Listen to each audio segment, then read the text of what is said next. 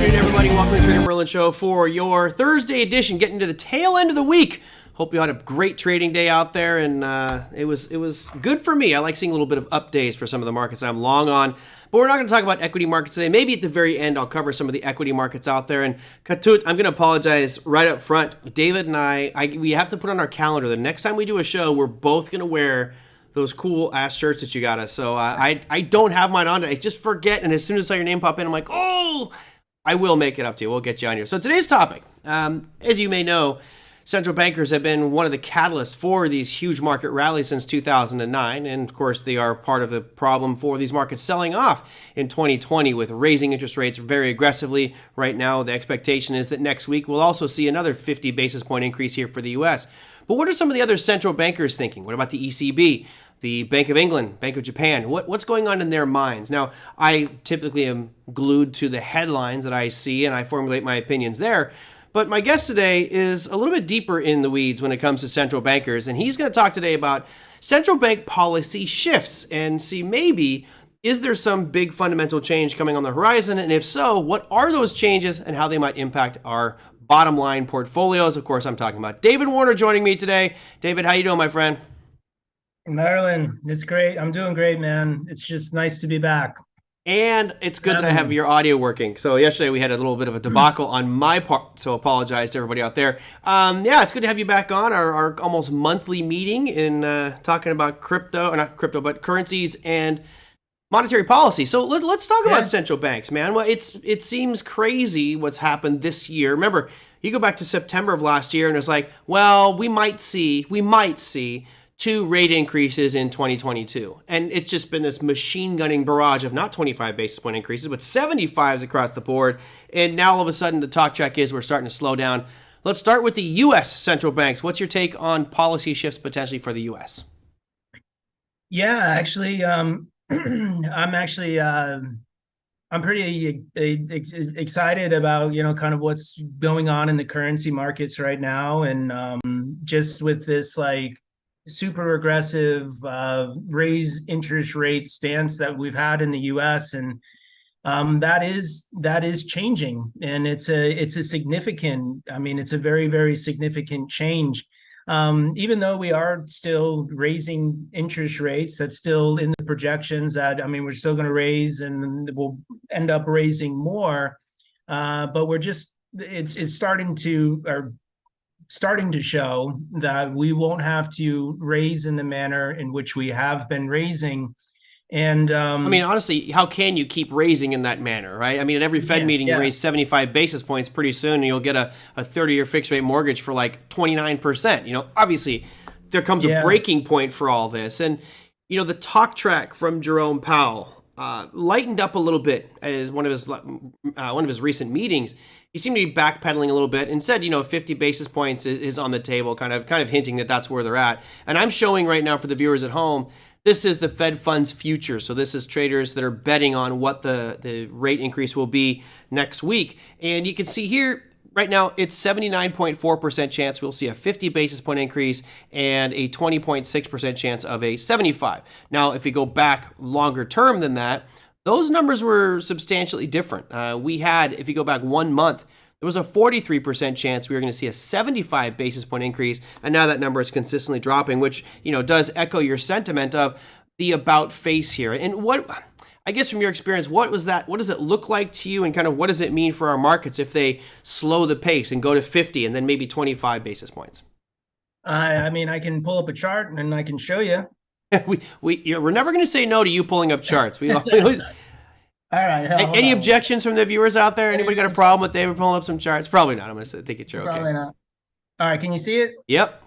All right. So, I mean, I feel like the dollar yen has been kind of like the ultimate central bank story. Even like the last time that I was on here talking to you, this was kind of I believe I pulled up this pair and I was like, okay, this is the biggest. This is it.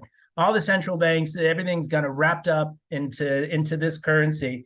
And honestly, I mean, the reason why, just as a little bit of a recap, is, I mean, the dollar, United States, we were the most aggressive central bank in this kind of path of raising interest rates. And that's what this is, where the dollar yen just made kind of just these multi-decade highs, trading at levels that we haven't seen since I was like in high school. Mm-hmm. I had never seen anything like it.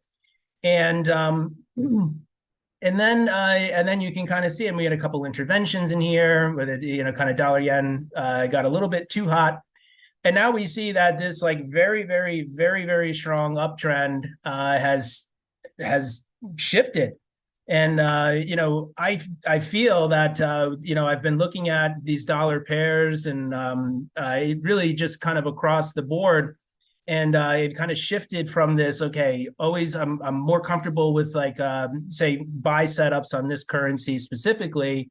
And that has now turned into sell setups on this pair specifically. I think we could, I think that, the market is, looking at every little inflation report, and we had PMI last week. We'll have another inflation report, tomorrow, where if the numbers come out better than expected, you might see, kind of some more pops to the upside in the dollar. But I think, the real story of the dollar right now is this whole is really just, it's the central bank. I don't really think as much matters. And, the way that I'm looking at it right now, I know I've been in here, I've kind of talked about my levels, but, the fact that we've kind of broken through this one, I just kind of look at the market basically 1,000 pips at a time. I'm just showing real big picture right now. But if I was looking at the market 1,000 pips at a time, 140 to 130, and I started to kind of question myself, what makes more sense, 140 to 150, 140 to 130, and now I'm getting into this whole kind of like 140 to 130. This 3750 area that you see right here, these are, you can always kind of look at these as bodyguards. I've kind of talked about if price is in between two greens, I look for them to contain price. When price starts to kind of break outside of one, I'm going to look for that band to try to push that price down. So I even just kind of give away a trade. Here I could say, basically from this area right here, I'd be aiming for at least this 3250. I mean, this kind of like 500 pips here. This is what I jokingly and commonly refer to as like the butter zone. Prices typically, this is supposed to be my area, my path of least resistance. To kind of cross through two greens, supposed to be my path of least resistance. Used to be the area that I can kind of cut through the best. And we've now entered into that, and we've entered into it coming from above. So I'm kind of looking at this more of a ride to the downside. And, I look at this as, just, I think the fundamentals support this right now, just from what the brief discussion that we've had about the central bank. And then obviously, I think technicals are starting to kind of be in our favor, on our side for the short rather than the long. Let's zoom out just a hair on that chart, because I got a question on the trend analysis here. So obviously, from everything you got on that chart right there, it's one hell of an uptrend. At what point does your bias shift from the prevailing since 2021 just epic run? I mean, this is probably one of the strongest currency moves that's sustained that I've seen in my trading career, is how strong this USD JPY has been. Do you look at this and say, okay, this is a pullback in the greater trend? And I love your 132.50. That's the same spot I've got mapped out for myself. Nice. If we look at that, do you say, okay, I'm looking for a potential bounce here at 132.50 because that is the quote unquote falling knife, and it's simply a pullback of the bigger trend? Or are you now saying that, hey, since early October, we are now in a new downtrend that's going to be the dominant trend?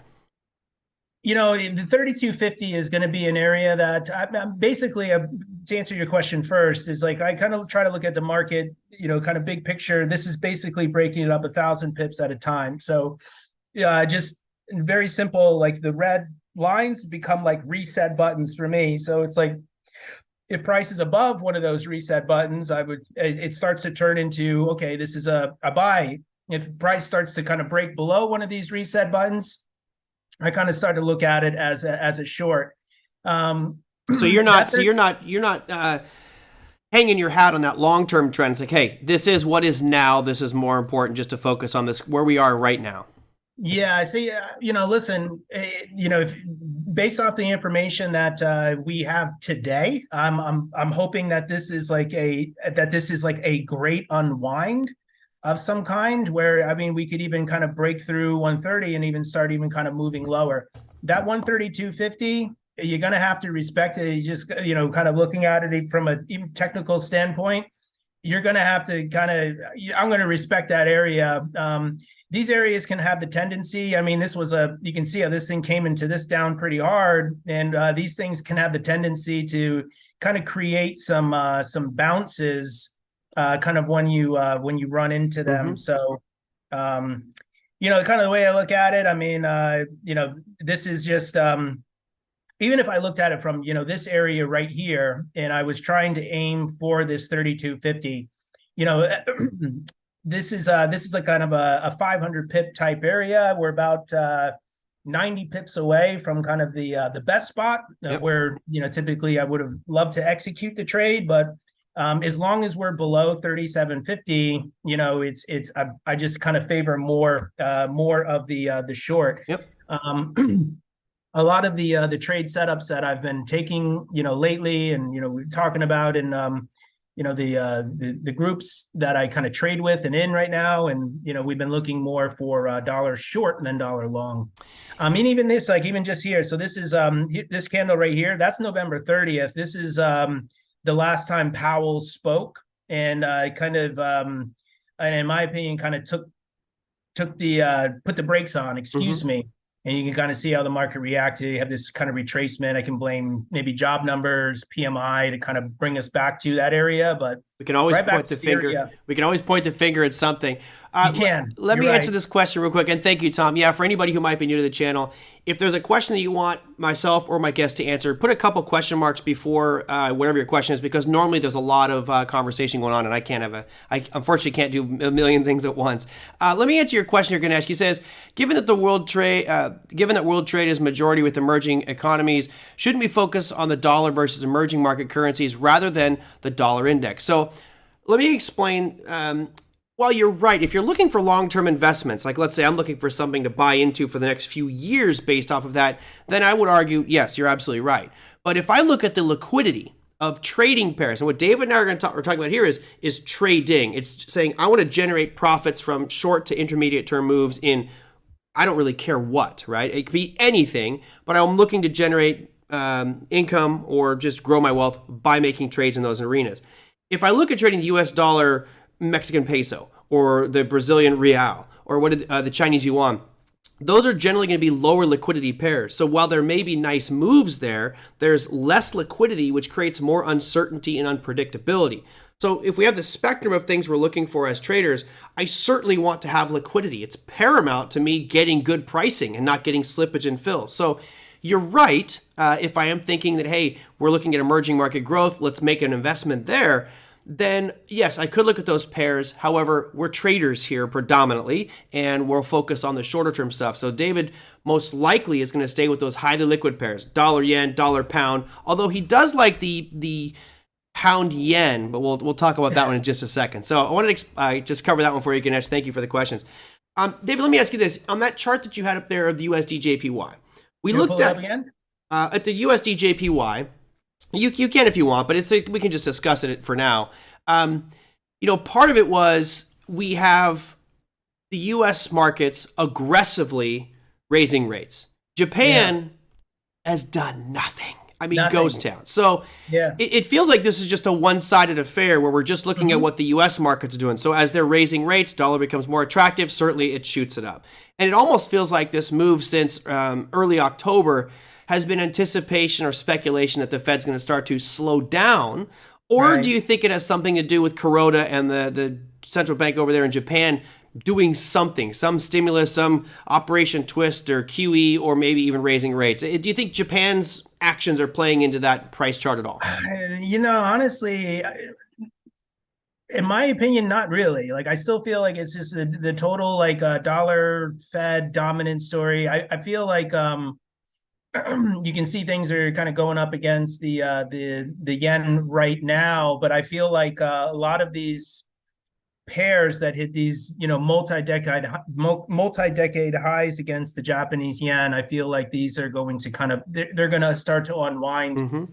They already are unwinding the way that this dollar yen is. So, I mean, but it's killing savers. Like if the value of the yen has dropped as much as I mean, obviously it's dropped a tremendous amount, but if it keeps dropping like this, it's not great for Japan. And you would think that at some point, Japan's going to go, hey, listen, we can't stay here at negative 0.1% for our Fed funds. We have to go up to zero. And even if they went from negative 0.1 to zero, that would cause that chart to, I think, even further have an aggressively sharp decline there, as would probably pop the Japanese yen. And to me, that's the wild card, because they've done nothing for the longest time. Any little action by their central bank is going to cause a huge move. No, I agree. It's really, honestly, for the last couple months, where yen has been, and I know I've always been on here, and it's always like yen, yen, yen, nothing else but the yen. No, you were yen, you were pound. You like to bounce around. Whatever. I know, but it'd be like pound, yen, yeah. Yen. But I haven't been as interested in trading yen lately. I just felt like right now, I feel like I just got the dollar's number, and I just been sticking to the dollar crosses over the next couple months. Or the last couple months, I just feel like that's it's where like the majority of the focus is, in the currency markets right now. To kind of I get in these kind of these webinars, these like trade rooms, and be like, let's look at a yen pair, and I'm like, nah, let's not. I'm not that like that, but I'm just not as interested. I get it. Well, one thing I've always appreciated about this with you is you're not the type that hangs your hat on something forever. It's like, oh, what? It was the pound for a while, and it's the yen for a while. I'm like, okay, whichever one is going to give me the best, I guess, rate of return or give you the most predictable moves, that's what we're going with. And I'm the same way. I will fluctuate and bounce around to different securities based off my success with it. And that's, we talk about trade plans here this week. That's critical to understand that one. I don't know. Do I still have the screen, or did I lose it? We've got your mug on the screen. Oh, okay. Hold on. I'm sorry. No worries. I was gonna pull up. Here's like pound yen. You look at this one compared to dollar yen. I mean, this is not liking pound yen right now. It's gross. It's just, exactly. It's gross. It's just not. It's not showing. It's not doing it's not doing this. You know what I mean? Like, yeah. I can walk into a kindergarten classroom and say, which way is this going? And I'm going to get an answer. Here, I'm going to get 1,000 different. I'm going to get an different answer from everybody. So it's just tough. With anything, it's just like, where can I find the best trends? Mm-hmm. Where are they the most visible? I mean, like euro dollar is just another one. I remember, like, it just felt like not too long ago. It was just maybe even just a few short weeks ago, a couple months ago, it was just like the whole conversation around Euro USD was like, this thing's going to 90 cents, 95 cents, 90 cents. We're going to 80 cents, 50 cents. The euro's going to implode. And this was the trend line.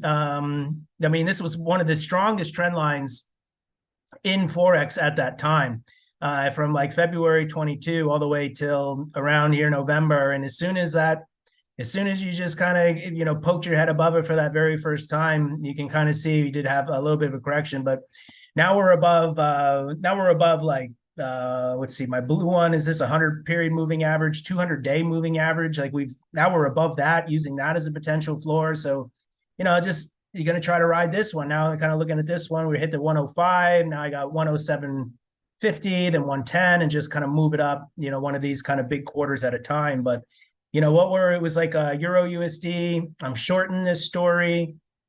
Pound USD, kind of like the same. I mean, it's all the same thing. Now they're not, what were you so aggressively selling now has become like so aggressively buying. I'm not even, like, the way that I've been playing it too is like, I just like, okay, I'm always buy mode. And I haven't even been like looking much above it and look for areas to short it. If things start to correct, I'm not trying to reverse it myself. If it, reverses somewhere, I'll just start looking underneath it for areas to buy up, rather than say, surely you can't go higher than this, Surely. Don't ever call me Shirley. Yeah. since we're on the topic of central banks, and obviously that's I think what's to the forefront of most traders' minds is kind of how this all is going to impact their economies. You've got the ECB, Christine Lagarde. They've been fairly aggressive in raising their rates. They started a bit late, in my opinion. Like they seemed like everybody else is already raising, and I was shocked that they weren't raising. Now they're at 2%. They're raising rather aggressively. And do you see any change happening on that front? I mean, just for viewers out there, let me see if I can show this to you to show you how late they were. This is the ECB main refinance rate, and you can see just going back into July of this year, or sorry, June, they'd done nothing. They were negative. And like, okay, wait a minute. We already were aggressively raising at this point by June. And then all of a sudden they did a 50 basis point increase in July. And then you go fast forward, they did a 75 basis point increase in September and another 75 basis point in October. Their meeting is coming up the day after ours next week on the 15th. Kind of feel like they're aggressively going to keep raising. Any sign on the horizon that euro is going to start to slow down?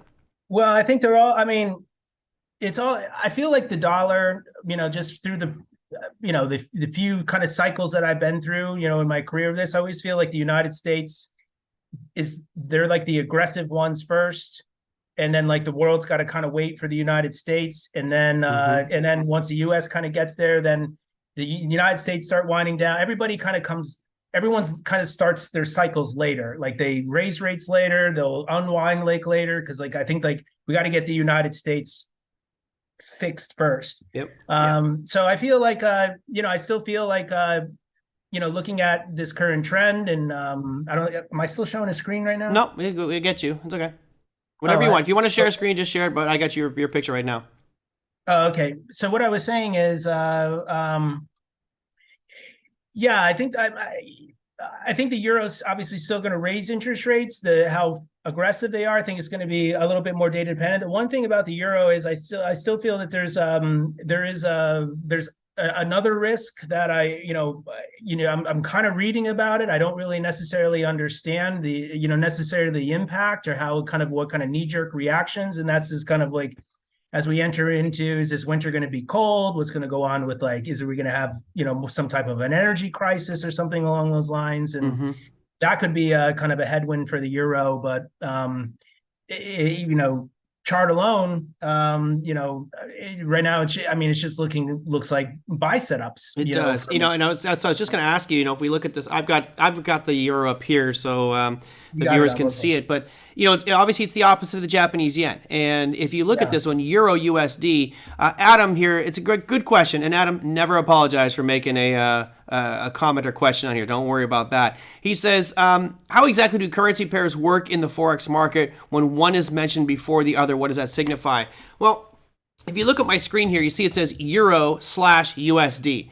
That means if you buy this currency pair, you're buying the euro, and you're selling the dollar. So whichever one's second, it's the opposite of the first action. So for example, if I click on, here's USD JPY, since it's USD, if I buy this, I'm selling the yen.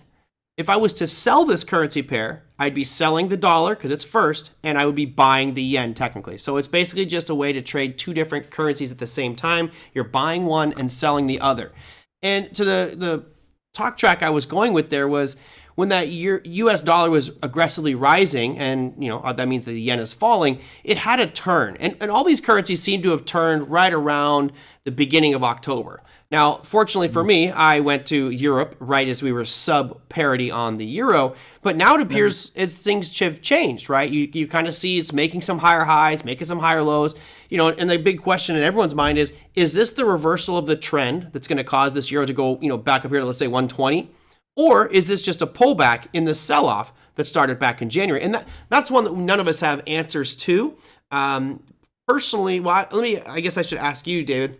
You just said this looks like more of a buy setup. So you're of the belief that this current trend that really started in late September of this year to where we are today, that is the trend you're going to ride with for right now. Can you see my screen? Yep. Okay. Yeah, this is a trend I'm going to ride with right now. I feel like this whole just getting above this 200-day, both these moving averages, and you kind of see them at least 100-hour looks like it's kind of having a turnaround. But I mean, that's a big deal, and as long as you can kind of stay above that moving average, I feel like, It's a psychological buying backstop. season. Yeah, exactly. Yeah, I mean, it kind of you can use it, kind of define your risk right below it, and it's like yeah, just like what you said, and there's not too many trend lines we can draw yet. We don't have anything like this where we can kind of start building that, but yeah, I think this is an uptrend. The way that I kind of played, as I was saying before, if I just looked at two green lines, this is supposed to be my path of least resistance, right? Mm-hmm. And I break below one, I should be supposed to be able to get underneath it. It doesn't work obviously every time, but the fact that we kind of broke above this green one here, I've hit my middle, the wild card I call it, and so I feel like we're on our way to at least the next green. So. Yeah. About 200 more pips from here. No, I like it, and this it's a good question that came in earlier about from I think Ganesh asking well, why not look at the pound real and all this stuff. If this is your business, let's just say trading is your business, and I think a lot of us treat it that way.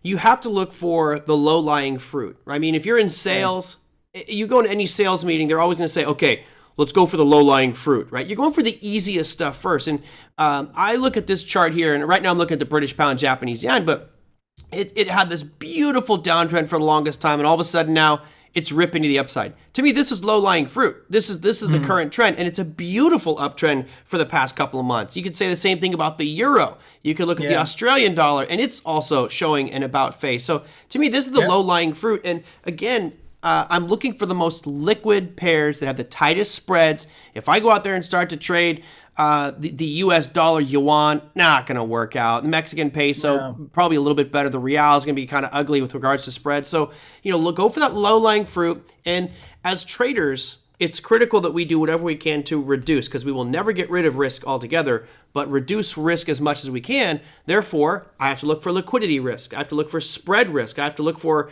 maybe government or political risk. And the topic for today is really central bank risk, which I think is what's dictating that euro chart, right? U.S. is saying we're going to start to maybe slow down. Europe's still being aggressive. Therefore, you're going to see that euro get stronger, and that will probably continue on that euro trend to the upside. So, yeah, everything you said, I agree with 100%. And even just one more thing on the those, like, kind of looking at those emergence markets, exotic pairs. I mean, around like the overnight costs to kind of trade those two are going to be prohibitive, and it's going to be nasty.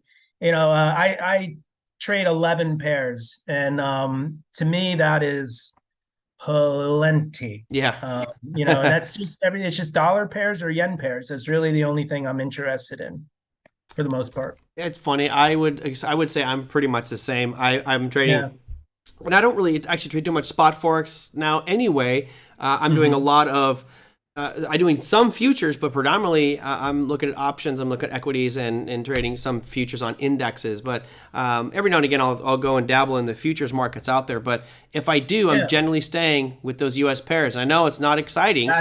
You brought up the pound yen, and a while back that used to be a really popular one for him. He loved it, but options merchant says the pound yen is way too choppy, looks scary to trade. Absolutely, and our job is to look at that and say, I see the risk here. I just move on to something else that isn't as choppy and sideways action. What else is out there from a central bank perspective? So we kind of talked about the ECB. I mean, I don't think they're going to change their ways. They're still looking at 10% inflation. You got the same thing going on for the UK, although they've dropped back, and expectations are, I believe, that they're going to do 50 basis points at this meeting. But both the euro and the England have been raising rates aggressively. New Zealand just did another 75 basis point increase. You had 25 for Australia, 50 for Canada. So everyone's still raising. At what point do you see this really starting to stall, or are there any big, obstacles to these stopping or raising rates? It's tough. I think it. I think a lot of it is it's like the whole. And even though it's like they have their own central banks, they have their own currencies, I still feel like it's a story of the dollar, and like watching how is the U.S. economy, how are they reacting to a slowdown? Is it, and I feel like, it's becoming a little bit more data dependent. I don't feel like they're it's always kind of like, even the way that the central bankers are speaking, it's always kind of like, well, we're going to have to see, we're going to have to watch the data. We're going to have to kind of see how it coming in. And then like every inflation number, every job number is like, it's just dissected to, okay, well, what can the Fed do with this? Or what can the ECB do with this? Or, so they're, so it's like, it's always kind of like a, okay, we'll see, it will be easier to forecast the closer we get to it, which isn't really, this isn't the best answer, but I think that, just the fact that we've kind of, just that very minor little shift that we've seen in the, in the Fed, and maybe these other central banks, are what's kind of causing these like massive, these huge trends and all these like multi-decade highs. I think they're just, they're unwinding. If I look at like the dollar right now, or if I pulled up like the dollar yen again, like what would need to happen in the world to just, to just take what's going on right now and then just turn it around from here, and then we even make new highs from here. You know what I mean? To make new highs? Yeah. Yeah. I think that's actually almost an easy question. If you think about it, if you look, what would it take? And maybe you guys, let's do this. I will quiz the viewers and see what they think. So Okay. right now, here's a chart of the U.S. dollar, Japanese yen, right? And we all know what's been going on with central banks for the U.S. and central banks for Japan. What would it take for this to all of a sudden turn around? It's been a nice pullback, and we have sold off to the tune of, let me give you the exact percentage here, or close. From peak to trough, that sell-off that started back in October to where we are on this most recent low, you're looking about a 12.3% slide. That doesn't sound like a lot, especially for anybody here who trades Tesla or Bitcoin. But this is a currency pair. This is two global powerhouses. You were down 10%. And that's a big pullback there. So I guess the question I have for the viewers, and feel free to type it on in, I'd love to get your feedback. What would it take to get this thing to stop right here, and all of a sudden USD JPY gets back up to that 150, 160, 180, and I'll bring it up on a weekly time frame so you guys can see historically. Here's actually a monthly. It's not unfounded. Like, we were significantly higher back in the 70s and 80s, obviously before I was really coherent about what the Japanese yen even was. But go back to my birthday. Let's go check my birthday. October 26, 1972. I know that's the opening price on October 26, 1972, or roughly, was 301. So the U.S. dollar Japanese yen was at 301, and here we are at 136. So don't say it's not possible. But what do you guys think? What would it take for this to turn around and aggressively rally? And we'll pause for just a second to get some of those answers typed in here. And then, David, I'm going to let you tackle that one first. What do you think it would take to get that dollar USD JPY currency pair back to 150 and maybe even higher? Are we pausing? No, well, there's a 30-second delay, so we've already given 30 seconds for people to type in if people decide to type in. So it'll be coming through soon. I think the first thing we need to see is just like this inflation just start to get out of control again. And we got to go back on the same path of aggressively raising interest rates. Yep. That would be, to me, the biggest reason. And I think the reason why we're dropping is because I thought that we've kind of made that shift. Yeah. So I think all the major turning points, like if you can go, in any market at any given period of time, like you really find the major tops and bottoms, there was some shift, probably in some central bank policy somewhere around there, so. All right, I'm with you. I like it. I see some comments coming through here. Blue Diesel says war. It's too hard for me to say that would have a definitive impact and bring the dollar to all-time highs. That brings over a whole new set of variables, but it could, that's for sure. Kento says increased interest rates, more spending and buying. John says U.S. Fed going even more aggressive, and then and that's it. So yeah, I think that you're right, David. If you have a situation where inflation gets higher, And right now we feel like it's under control, and that's what the data's been telling us. Of course, tomorrow we do have a PPI number coming out, which will be important. But last week's core PCE price index number showed inflation was under control, and not under control, but slowing down. Therefore, the thought is that the Fed could start to slow down on their interest raising policy. However, if we start to see CPI numbers, PPI, core PCE price index, or other inflationary data start to surge again, heaven forbid something goes on with Russia, and all of a sudden there's more war with oil. Then all of a sudden we see prices start to rise, and that would force the Fed to aggressively keep raising rates. That to me would bring us back up towards those 150 highs. The other piece could be something, I don't think you'll see this, but some loosening effort from Japan. Now at this point, that would be just stupid on their part. And I think that if anything, Japan's going to have to tighten a little bit here and go away from that negative 0.1% that they've been at for the longest time. See if I can bring it up for you here. I may be able to bring up a chart of the Japanese yen, which has just been, it's ridiculous. Like, you don't see charts that stay this flat this long. And here you go. I'll bring it up for everybody.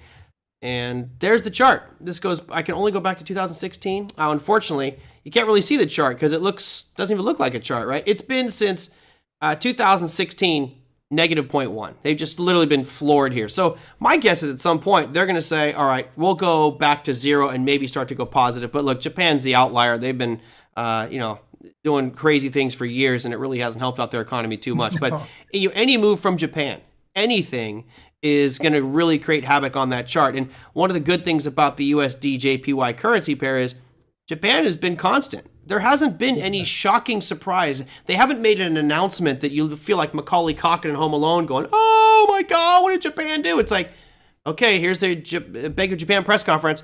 We are doing the same thing we have done the last time. Okay, well, it's like there's no surprises. So to me, that's like, a can huge. we just play the recording from last time? They probably are. They probably are just playing the recording. So I think the major wild card is going to be inflation for us, or the major strategy would be that the rates are going to keep going up. But I don't see it. I think that inflation is going to start to slow down. But again, time will tell. I'm no oracle, or I'm just a trader. So yeah. I will say one thing about our guest here that said, well, maybe you take like a war. And I would agree with him against like the other pairs other than the dollar, because like, Japan did have kind of that flight to safety when the whole Russia thing kicked off. I had a lot of really good trades where I was selling things against the yen, but then it became a central bank thing. But, I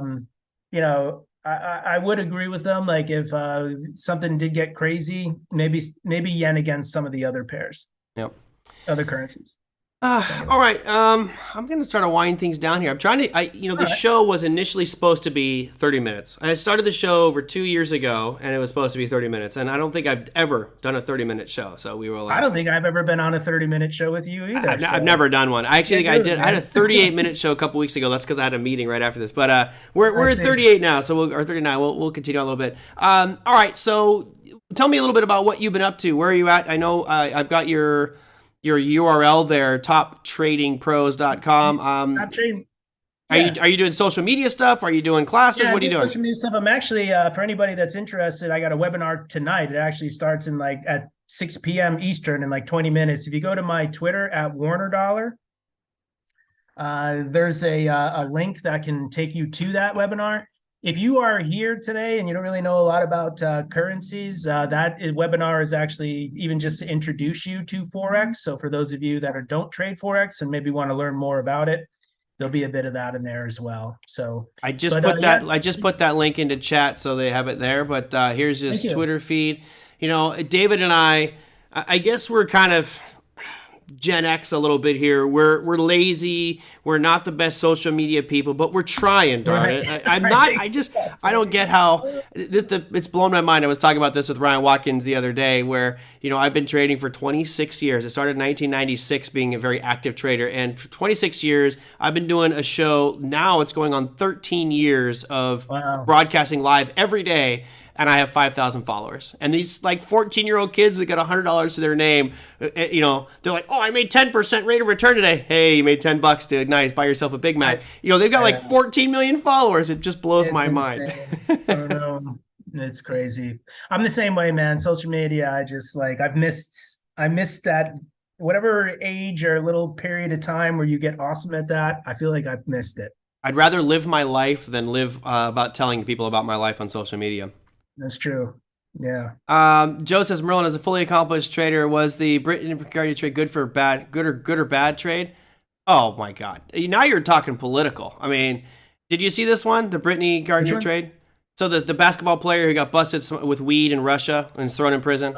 Oh God, yeah. So we worked a deal to free her, and we gave up a known convicted serious arms dealer that's responsible for massive death around the world, and also theoretically saying he's going to kill Americans. So no, I think we lost out massively on that deal. We have there's actually a thing going around right now. I forgot the gentleman's name. It's a Marine. Paul something. Huh? The Marine guy. Paul something. Yeah, Paul Marr or something. He's still in prison over there, and we're not getting a Marine out. I mean, you fight for your country should come and help you. If you tell people that we shouldn't play the national anthem at our sporting events, and that country bails you out, I don't know. I don't have a lot of sympathy, but anyway, we should get political on this one. No, I think we lost out on that deal. I think we absolutely lost on it. You give away a convicted arms dealer for a basketball player that got high. I mean, crazy to me, the trade up. But hey, it's a political move, obviously. You know, you get you get a vote for that one, I'm sure, from a specific group. Anyway, doesn't impact my trading, unfortunately. It does impact my opinions about the world, but this is not the venue for that. This is more about trading and investing. David, thank you so much for coming on, my friend. I'm glad you could give us a little insights into these central bankers. It's fun. Do you have any new central banker pictures back there? I know you used to have like Janet Yellen and all of them now. No, I don't have them behind me, but you're right. I got to get those. I gotta rearrange that. That's what I should have behind me. I feel like, you kind of bias yourself because he used to collect all these pictures of central bankers and autographs, by the way, of U.S. central bankers. But I mean, come on, why aren't you out thinking Andrew Bailey or Lagarde? I mean, you gotta get international there. You're right, man. You're right. Just fed pride. Fed pride. All right, David. Well, hey, thank you so much. I appreciate all that you do. Again, those want to check out his webinar, I posted a link in the chat just a minute ago, so you can click on that one to find out his webinar. I will let him go so we can go get ready because he starts in 17 minutes. So, David, thanks so much, my friend. I will hope you have a great session tonight. All right, buddy. I'll see you soon. All right, take care. All right, take care, man. Later, buddy. Bye. All right, guys, that was David Warner giving us a little bit of view into what he sees, how he trades. I know that some people look at his style and go, man, it's just really basic. Well, one of the things I practice all the time and preach is keep it simple, stupid. Yeah, we got 58 people here. Let's get 58 likes. Why not? Way to go, Lisa. Give me a little promo out there.